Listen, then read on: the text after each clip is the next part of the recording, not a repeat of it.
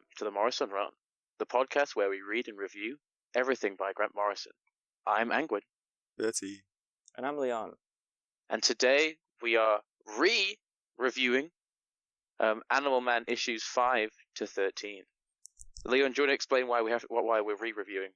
We're re-reviewing because we already did this. We talked about these issues, and it was actually a really good time. Like, we had some sick chats. But that episode is lost. It's gone. Actually, I lie. It exists, but you can't listen to it because the audio is awful. It's like so bad. It's like so bad. Literally the worst. Like, whatever you're imagining. Imagine if your nan it's like, sat on your Poundland headphones. It's literally exactly like that. Yeah, it's like So it's like if you took it's like really bad, man. Yeah. It's like audio's really bad. So instead of you having to listen to that, we are going to just kind of chat about those issues again. It's going to be a lot more casual. We're just going to bring up some of the important things we want to say about those issues so that we can continue with Animal Man in the future, having talked about all of it. Since we're talking about animals, what are your guys' favourite animals? I was asked a question the other day, actually, and I'm between a few. I was a bit fond of the honey badger recently, because for Earth Day, like last year or a few years ago, I got the honey badger, so I was like, oh, that's a cool animal actually. But right now, I think it's hedgehog. Cool. That's awesome. What about you guys? I like sheep. As you know, I saw some sheep nice. the other day. Those are cool. That's cool. I like woodlice because they're just cool. Leon? As a kid, I loved wolves. They were my favorite.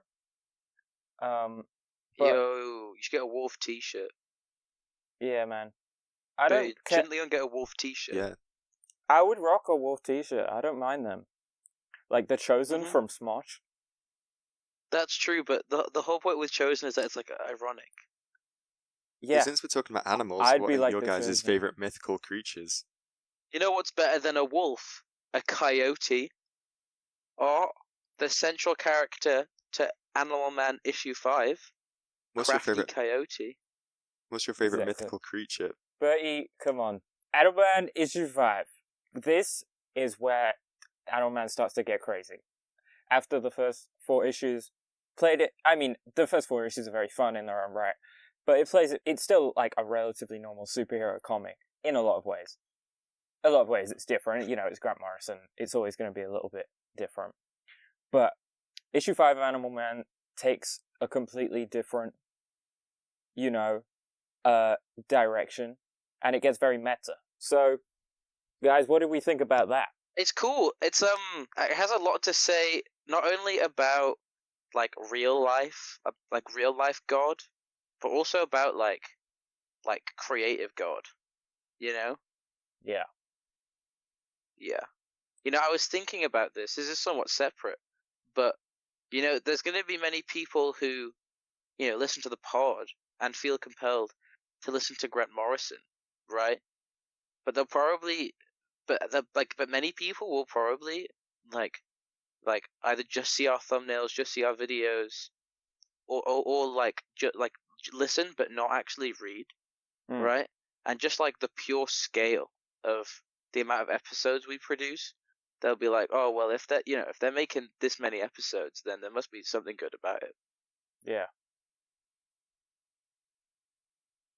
And so what does that have to do with what do you think, Bertie? I thought this issue was pretty loony. I just thought it was interesting. Yeah, no, that's interesting. I thought this issue was pretty loony. Oh, you see, loony like loony tunes. Yeah. Tunes. For our audio listeners, which is all of them. Bertie is making a reference to the fact that Crafty Coyote is based on Wile E. Coyote from the Looney Tunes. Yeah, Crafty Coyote is sort of the main character of issue 5 in a way. It's this coyote that's on Earth and gets shot and it's like a werewolf coyote type thing. But the central thing is there's a sort of reveal that the Crafty Coyote is from this sort of heaven cartoon world, and then after doing bad things up there, or sort of deserting his place, he gets sent by Cartoon God to Hell, which is human Earth. And that sort of introduces this meta element and sort of also this kind of multiversal element to Animal Man, that Animal Man, or at least the world of Animal Man, is just part of the story, and there's more outside of it. Yeah. Would you want to elaborate on your interpretation? Because I reread it a bit more recently, and my interpretation was originally very close to yours, but has since changed. Well, to me, this comic sort of suggests that the regular world of DC, which, by the way, in Animal Man, I would say that the world of DC is, especially in this issue, is portrayed a lot more like the real world.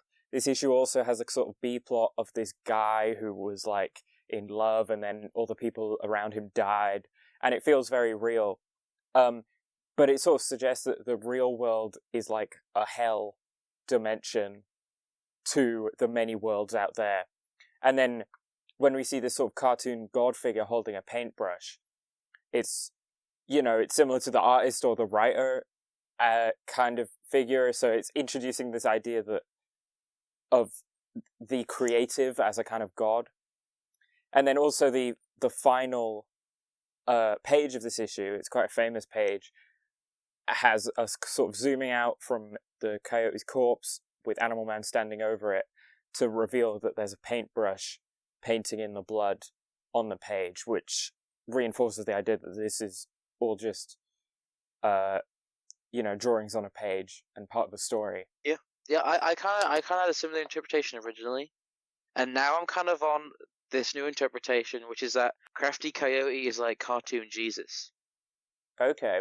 So, like, when Crafty Coyote's backstory is revealed, it's basically he comes from Looney Tunes land, where no one can die and everyone just kind of regenerates, and as such, there's just kind of infinite pain because everyone hurts each other, or no, there's infinite suffering because no one can die or whatever, and like no one really feels anything. So Crafty Coyote actively tries to like cause havoc and pain with Roadrunner or whatever, but he gets kind of sick of this world that their creator has created, where everyone just kind of feels pain all the time, but like the suffering doesn't end. So he's like, how do I make the suffering end? How do I bring peace to the Looney Tunes world? And then God is like, oh, I'll send you to hell, and that will bring peace to your world. And he's like, okay. So then he kind of gets killed, and he like has healing factor, or he gets resurrected constantly, and like that's like Jesus. That's interesting, but he's also, or a bit of a angel type character. Well, yeah, he's also Lucifer. Yeah. Because he gets sent, Lucifer. He does the Lucifer thing as Lucifer does. But I definitely think it's interesting that he can be both of those at once. Yeah, I think it also, because the comic is kind of not like overtly, but kind of covertly critical of religion. Like the god presented in this issue, kind of like a not malicious, but a god that allows and causes suffering that could be avoided, right? And actively paints the constant death and rebirth of Crafty Coyote, right? So, and then like obviously you have main Trucker Man, who ends up killing Crafty Coyote a few times. And it's implied at the end that he like fully dies, but I mean, my interpretation would imply that he comes back and he's just in a lot of pain or whatever, right? But this man is Christian. Like this Trucker Man, one of his main character traits is that he is a Christian, that he was going through a really hard time, and then he turned to religion, and he ends up killing like Jesus, and it's almost implying that like Christians maybe wouldn't in their fear wouldn't see Jesus if he was stood in front of them. You know what I mean? Or they wouldn't. That's really interesting. I also think if we look at the god character as representing the writer, and this sort of Looney Tunes world of endless struggle and stuff. That is what comic books are, where they can never end, and the characters are just constantly going through conflict, but they can never die. Batman can never truly die. Joker can never truly die. They'll always come back, and they're just these constant, endless things. And this kind of God writer character is making a world this way where it's just endlessly like that. Yeah, almost playing with exactly. ideas that were introduced in the Crisis on Infinite Earths at DC, where the characters knew that the universe was getting reset. You know, they had a story behind the reboot, and Exactly. I think the real life context behind the early stages of this issue being wrote were that Grant Morrison had already done this kind of Buddy becoming more self-aware in 4 issues, but knew that if this continued, if it was a character just in a traditional sense getting more and more like real as a character, that's already been done in Watchmen and other things. So this meta element was introduced in issue 5 as a bit of a testing the water, something completely different, and kind of shaped the series later on. Yeah. I mean, the issue is also very cynical. Like, Carrie, who's this girl at the beginning who is trying to hitchhike her way to Hollywood, she's very confident and kind of trusting and naive. And this man and her, they end up bonding, they end up singing, and it's all very cute. And then there's this sort of like in one of the panels, like the trucker man reads that she turned to sex work and was killed in Hollywood, right? And it's like Crafty Coyote just like lives in infinite suffering, and like it is played for laughs a little bit when like the punchline of the whole issue is that like Crafty Coyote carries his backstory and his purpose around his neck, and for Animal Man to read because he's meant to understand animals, but then Animal Man just can't because that's not really how his powers work. So Wile E. Coyote just like resets and has to live and die again. Yeah. I mean, if the story's about the fear of the unknown, I think it's quite a good decision to not have the character of the coyote just revealed at the end through the protagonist. I think keeping it a bit of a mystery to us as well I think makes it a bit more interesting, personally. Dramatic irony. Yeah, one of the best ironies. True. But you touched on the idea of the meta and mentioned Crisis on Infinite Earths, and I think that's something you talk about so much with this whole series, this whole stretch of issues. It's playing with the meta in so many ways. The first 4 issues were doing a somewhat meta thing that a lot of comic books that were doing at the time, like Watchmen, where we're taking a character that's been part of these very fantastical superhero stories, and we're adding this real element and more self-awareness and personality, and having a character sort of come to terms with something. Similarly, Watchmen is something that is meta in the way that it, you could describe it as the death of superheroes. I don't think that's quite true, but it's sort of like superheroes coming to terms with the real world, but fully through this kind of fictional story. And Crisis on Infinite Earths is also meta in that way, where it's sort of the end of the Silver Age of comics and the end of the sort of original era of DC, and that story is kind of told in a fictionalized way through the DC characters and that universe coming to an end and being rebooted. And then in the stretch of Animal Man issues, it takes the meta a step further, where it's starting to also introduce these sort of multiversal elements, elements of kind of retconning with these alien characters later on, which we'll explain more, but meta elements that directly sort of, or indirectly, reference the relationship between a writer and a character, and a character's fictional sort of role. Because all stories in general have meta. Meta is basically just like the context that kind of informs a story. But when we're talking about a story being meta, it is when it starts to more directly address its context. Do you guys have any more thoughts about that? I mean, Yeah, no, I think that the the fact that a creator, like, also the parallel between, like, a real god and a god within a story, I think what it shows is that in the context of storytelling, it is almost a sadistic endeavor. These people often create human characters to endure suffering for the entertainment and the, hopefully flourishing of other people. Hmm. It's like there's these people that are made and forced to, forced to suffer for a bunch of other people, if you know what I mean. Yeah. Which is cruel, and it's in the case of Crafty Character is cruel, and I think not just in comic books, but in all stories. You rarely ever see a story that people actually want to read where it's just someone having a happy day. You know what I mean? Yeah. I'm sure there is a demand for that sort of story, but most of the greatest stories are filled with immense suffering, and they're written by people who construct and orchestrate this suffering for personal gain, for the potential gain of others. And it is, I think that what this issue tries to explore is the cruelty in that sort of in that endeavor. Yeah. That's really interesting. Bertie, do you have any thoughts on that? Well, throughout these issues, we're getting little sort of hints that these characters are becoming aware that they might be in a fictional world, or maybe this will be revealed to them.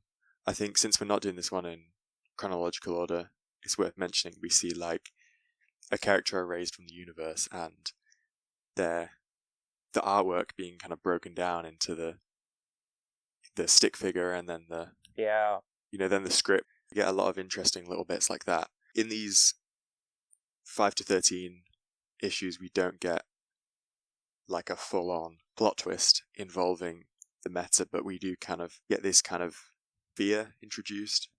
Yeah. That there's just something not quite right about this world, especially when Animal of Man feels so real at times. It feels like the real world, and then this comic book meta thing is quite a dramatic contrast that is uncomfortable at times. Yeah, and we see elements of that all throughout the story. I mean, the issue with the character Red Mask, who is a villain character who's sort of created to be, he's like a golden age, silver age kind of villain who his style of villainy just doesn't work anymore. And so that's that meta thing of like a character sort of coming to their end. So he's basically gonna commit suicide. He's gonna jump off this building. But as he jumps off the building, we see like there's like a splash page of him and the background is just fully plain white. And that's just like expertly playing with the comic book format, because we don't see anything like that before that in the issue. So it's, deconstructing the comic book page to have an impact in a way where we feel like there's something more here. Like this character is breaking through the reality of the comic page. I mean, I think that what the story with Red Mask engages in is this sort of idea of, like, what do these characters that the reader forgets about, like, what do they do? It's almost, it creates this sort of world where all these villains and heroes that aren't famous and are kind of in a weird way out of work. What they do, they continue to exist, but like no one's watching them. You know what I mean? Almost like they're out of work and they can't find a job and that sort of thing. Mm. And it's like it shows through the fact that Red Mask he's like washed up, right? It's like almost like he's aware of the fact that in a sort of meta way, because he isn't respected within his universe as a villain, but in the real world he is also not respected as a villain, but not for his villainy and his theatrics like within universe, but for the reader, right? Me explaining this, I think, shows the kind of the mind twisting of the meta storytelling. I think it just it creates this interesting conversation around like all those superheroes that no one reads anymore, or that very few people read. It's like, oh, how do they feel about it when no one's reading them? Mm. Yeah. I feel like the whole design of, is it the Red Mask? Is that his name? Yeah. I think it's just designed to look out of place because his robots are like Doctor Who villains, kind of. They look like costume, not like plausible real robots. So I think it's just kind of got this dated look to it, the whole thing. Even him being kind of old and not really fit to wear this costume anymore.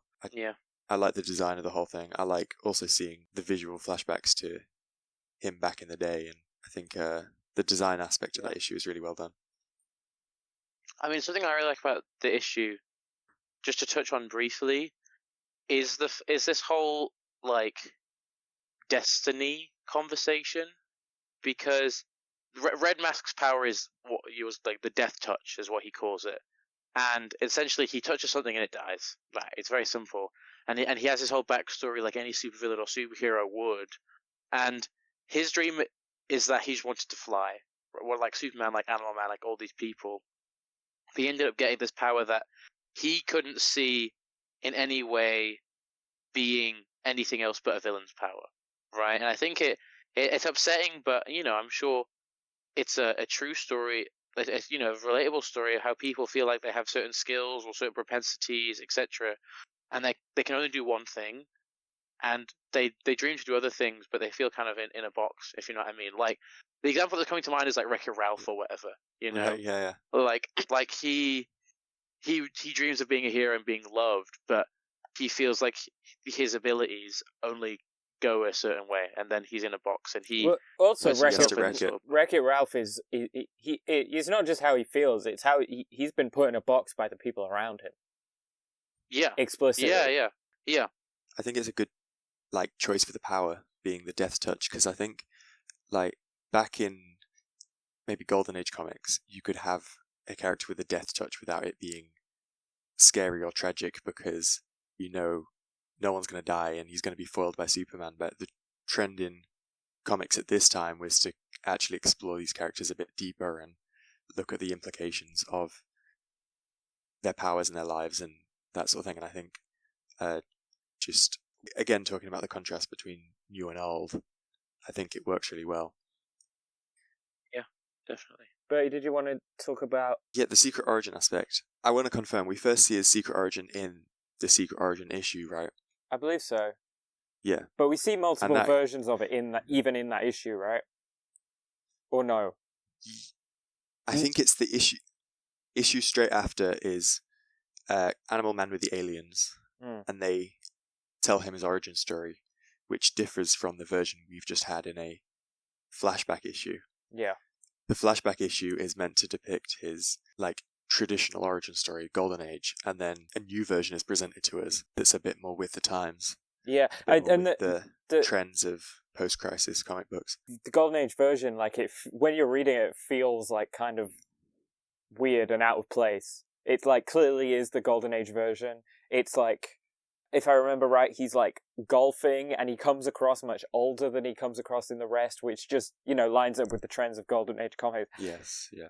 It also doesn't, like, reading that Golden Age version of the story, the rest of this Animal Man series, it feels very 80s and exciting and, like, fun to read. And reading that Golden Age one, I'm just not as into Golden Age comics, and it just does not feel as fun to read. Like, so in that aspect, it nails it. Right. Hopefully that was the intention there. Oh yeah, I think so. Yeah, I was even looking into the Peacemaker, the shift from the Charlton comics to the reimagined version in DC Comics, and I think in the Charlton ones he's like an old guy and he's a pacifist and he has a private jet and he's a little bit rude to the pilot and stuff like that, and then they, I think with all these characters, just make them a little bit younger and a little bit nicer to, well, they don't even have private jet pilots, but no. I think the Spider-Man effect. True. Is it also is is it the death of the American dream? Because we used to be like, one day I could be rich and old and have a private jet. But then we're like, actually, that's not gonna realistically happen. Yeah, So that is interesting. I mean, Spider-Man comes in like the 60s, which to me the 60s feels like kind of the start of like subculture and youth culture, and like a little bit more anti-establishment in America. And that, I mean, that's not a coincidence, right? Right? Yeah, I mean, I'd say that something I find really interesting is that the implication is that either it was more normal for children to read stories about much older people, or that comic books weren't initially intended just to be read by children, right? And something that I always think about is the fact that maybe less so now, especially with movies like Nobody and like Breaking Bad and that sort of stuff. It felt for like a long time that the idea of writing a story about like a middle-aged or older people was kind of unheard of. Even like, parents would watch movies and TV about people that were like in their 20s, if you know what I mean, in their sitcoms and whatnot. And it felt like these people were viewers, but they were never to be like stars of stories. So it's interesting the fact that in the golden age that they were, in a lot of older media, like main characters are in their 30s and 40s, and then as they do like revisionist stories, like I'm thinking about westerns right now, for example. I'm sure in a lot of older westerns, characters' ages are kind of ambiguous, but they're not necessarily implied to be young. There are a lot where they are, but then in the the revisionist westerns, everyone like feels like they're 25. You know what I mean? Well, I think especially in Hollywood, the norm back in the day, especially, was like, you if you were casting a couple, you'd cast a man who's like 52 and a woman who's like 19, and that was just kind of how they did that back in the day. I don't even know that was necessarily the age of the characters in the story, in the fiction. It was just the norms of how they casted people and like beauty standards, really. But I think comic books back in the day, I think the 80s is when comics started to be for adults. I think before then, or started to be perceived as to be for adults. I think before then they were just seen as something for kids. Apart from, I think when they originally were introduced, like superheroes were originally introduced in like the late 30s, they were for kids and soldiers. So I do think that's interesting. But a lot of soldiers back then were really young as well, to be fair. Were practically kids. But yeah. I mean, I don't know. I think it does reflect times, and there's a lot you can say about that. I don't know. Yeah. I think apparently the original pitch for Spider-Man was laughed at because people were like, the people in the editing rooms were like, kids don't pick up superhero comics to read about the problems they're already going through. But actually, it was a success because people could relate to that character, and I think it was just something that as soon as they explored it, they found it worked, but it just maybe didn't click before then. Because I don't think any kids were like, yeah, Charlton Comics Peacemaker, that's my guy, I get him, I relate. No. But Batman worked. At the time, Batman worked because of Robin. They introduced Robin in like... People forget this, right? Because Batman was in Detective Comics, and he was a standalone. He was just Batman. But then, a couple of years later, they did Batman issue 1. And Batman issue 1 introduced Robin. And then, from then on, until like the 80s, every Batman story was Batman and Robin. I think that's a forgotten part of Batman history, that Robin has basically been there the whole time. And then, especially around the 80s, we got more kind of obsessed with, year 1 and exploring Batman without a Robin. But I also just was going to say, Spider-Man is so cool, and I'm so glad they invented Spider-Man. I'm so glad those... Shut up. Yeah, I'm so glad those those Marvel higher ups were wrong, you know, and yeah, man, Spider-Man would have been so exciting at the time as well. Imagine being a kid in the '60s and like Spider-Man just come out. Yeah. But they had like plague or something back then. I don't think they had plague in the '60s.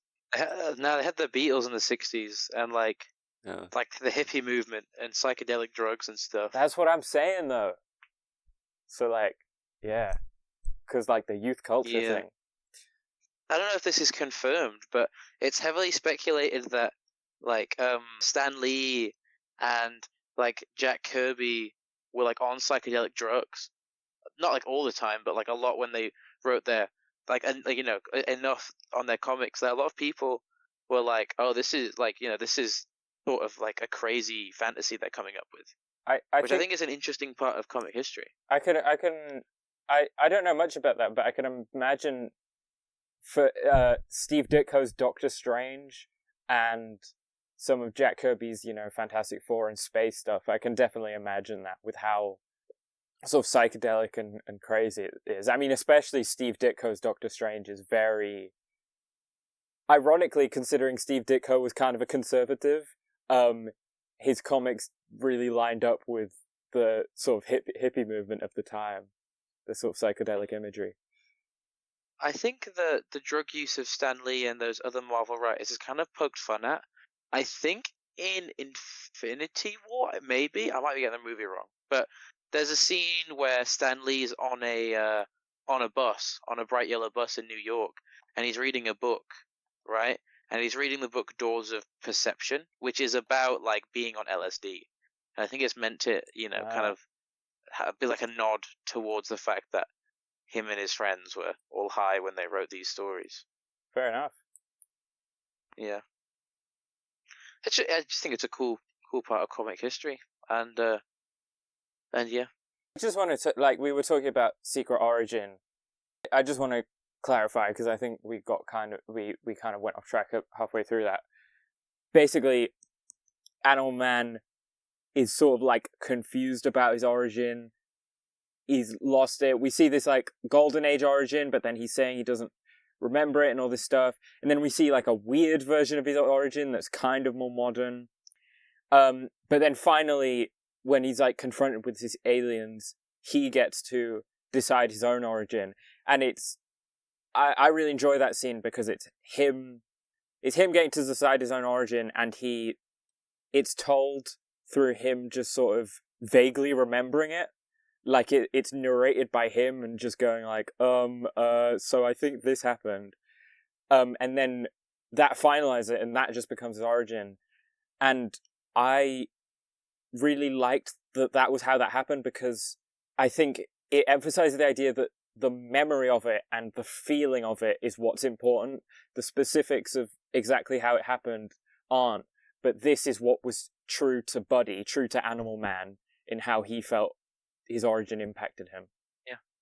I think, especially coming after the Crafty Coyote story, allowing a character to look at, the people that, write his stories or in charge of his stories and his suffering, to allow the character to choose his own backstory, I think is a sort of, joyful, fresh of breath air in a way. Yeah. And the kind of, undermining of the tropes established in some of the earlier issues, which I think is really good. For sure. So, one of the issues I really liked, I think, is issue 9, where it's right after Mirror Master breaks into Animal Man's house and, like, beats him up and stuff. He ends up, I think Animal Man ends up beating him, or, Mirror Master ends up, leaving. It's heavily implied that he's working for, like, the government or something, like the US government. It was some crazy stuff. Oh yeah, I kind of forgot about that. We don't get much of that. Yeah, it's pretty crazy reveal. Yeah. It's a pretty crazy reveal. More on that. I expect so. Yeah. But then because Mirror Master basically destroys Animal Man's house, Animal Man is on like superhero insurance. And that means that Martian Manhunter and the Home Improvement team, they show up and they like it's like superhero fires house basically, and I think it's just like a really fun issue, contrasting the two aspects of Animal Man, like his home life in suburbia and his superhero life, and seeing his wife react to like the lasers that are now in our house. I just think is really fun, and like I really like the B story as well because Cliff, Buddy's son, is getting bullied at school. Oh So yeah. Martian Manhunter like talks to him and asks him what's up with him because Buddy can be a bit of a bad father at times. So it's nice to have Martian Manhunter there being the goat as always. He is the And goat. he basically so I think Cliff's bike gets stolen. So Martian Manhunter like scares the kids off and Cliff gets his bike back. It's a really cute ending. I just think that episode that issue is just really really really fun. Is and I've said a few times, like, the conversational dialogue is one of my favourite things about Grant Morrison, and I think Martian Manhunter having a conversation with his family is just entertaining. I expected it to be, and it was. for sure. And Definitely. the guys that kind of work for the Justice League, but it's their job to install lasers into people's houses. I just think that's fun world building, looking at the little tiny bits you'd never even think of. Yeah, definitely. So the final sort of stretch of issues in this comic concerns Animal Man in Africa. Part of this is to do with the Secret Origin stuff. He encounters the aliens in Africa, and we obviously already touched on that. But I really enjoyed this stretch of issues. It involves Vixen, who's fighting a villain called Hamed Ali, who I keep wanting to call, in my head when I try and remember Hamed Ali, I keep thinking Talib Kweli, the rapper from Black Star. But nevertheless, Animal Man's working with Vixen, and I really enjoyed their dynamic, just them two together.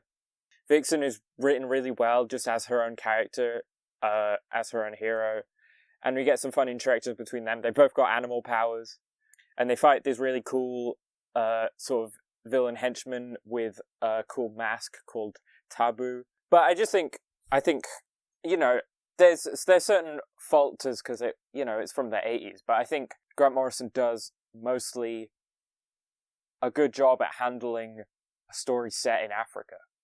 I think involving a black woman superhero like Vixen as a secondary main character in those stories is a really smart choice in order to just make them feel a lot less, white savior.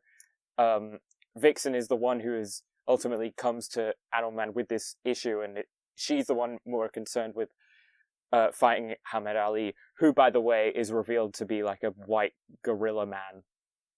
These issues are also capped off with a story with the return of Buana Beast. What did we think about that? I was like, what the hell? They brought him back. I thought he was gone forever, but then they brought him back, and I was like, what's Grant Morrison not going to do? This guy's crazy. I know, right? That's what I thought. This is a story about, like, apartheid in South Africa, which is kind of unexpected here, but not unappreciated. I really enjoyed this final story. I think it's the last two issues, or the last issue of this stretch. But it's got Buana Beast, who obviously is from the first 4 issues. He's this like white man who talks about Africa and is like has like a weird kind of relationship with animals. He's also got like animal powers. But in this one, we see him acting more like a regular guy. Mike Maxwell is his name, and he's saying that he needs to choose a new successor to be the new Beast. And this involves a plot with apartheid in South Africa. There's a character who I keep forgetting his name. Dominic is a black South African who is suffering under apartheid, and he gets chosen to be the new Beast, and he sort of rejects the colonial elements of the Buana Beast title and becomes the new Beast. And I thought this was a really great story. I thought, again, especially for the time, it tackled, there's elements of apartheid and the weird racial elements of the Beast character quite well. And again, it's that meta element of we're taking this kind of weird kind of white character that is a fragment of a different time and pushing it forward and changing it into something modern. I enjoy the story because it's a legitimately anti-racist story. Dominic, as the new Beast, is fighting explicitly against apartheid in South Africa.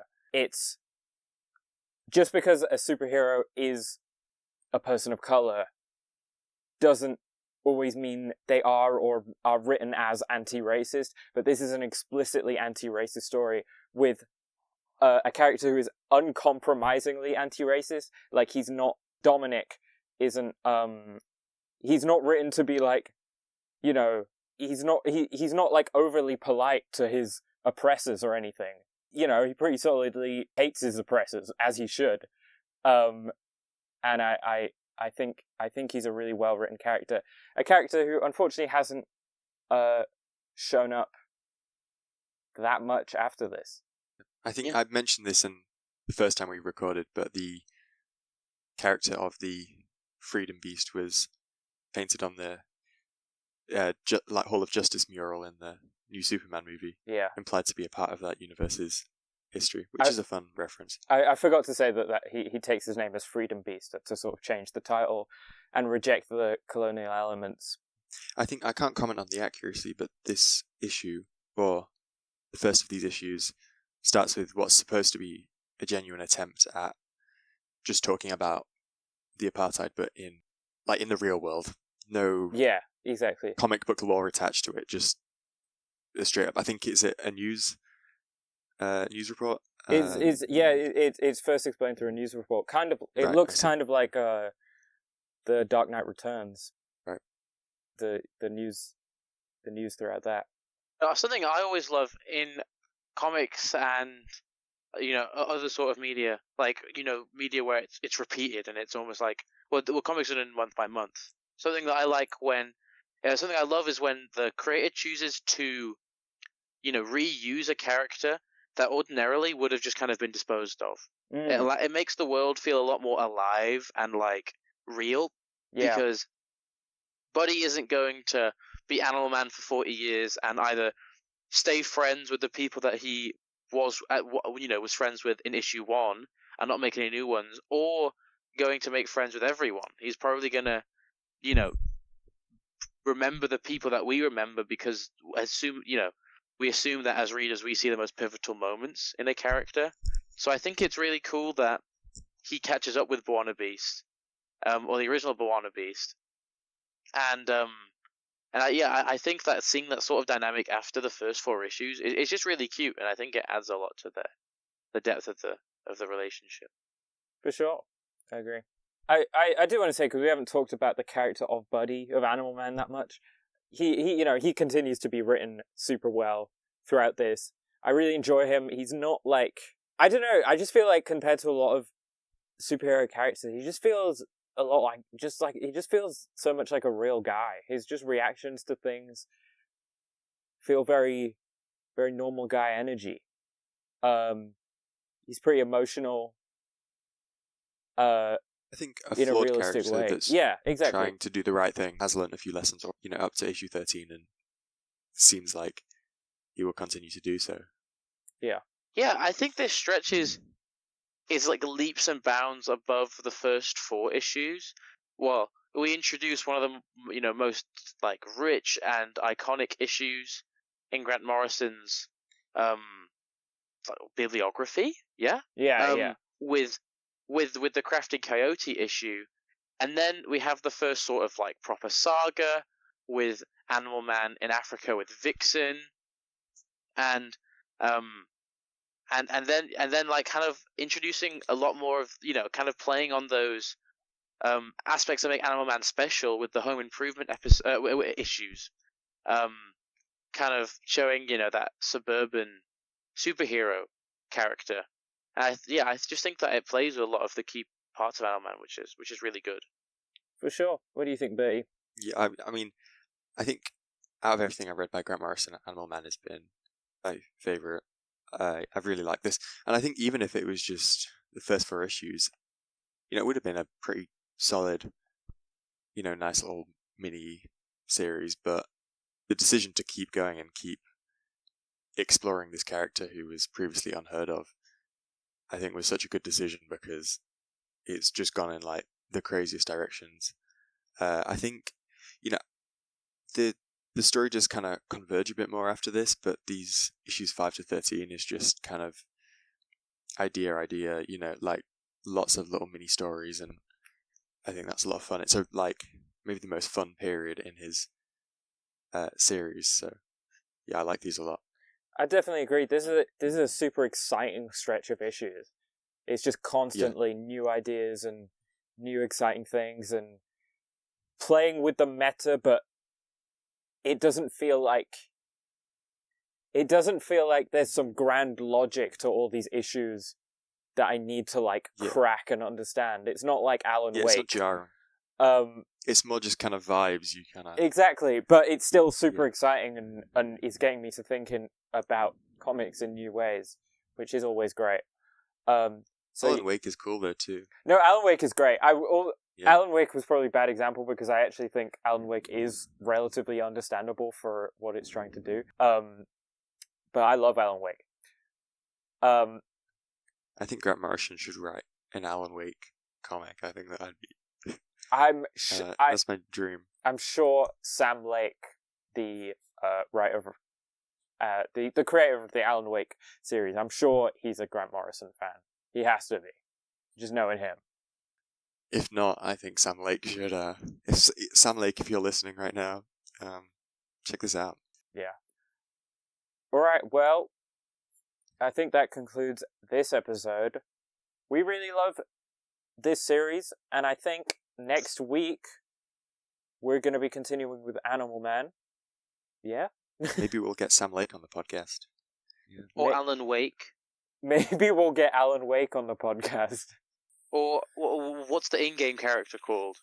Alan Wake. Character that. No, Alan Wake writes a character. Oh, Alex Casey. Alex Casey. Maybe we'll get Alex Casey on the podcast. Yeah, maybe we'll get Alex Casey on the podcast. Yeah, so we'll see you guys next time with more Animal Man. See you then. Good night.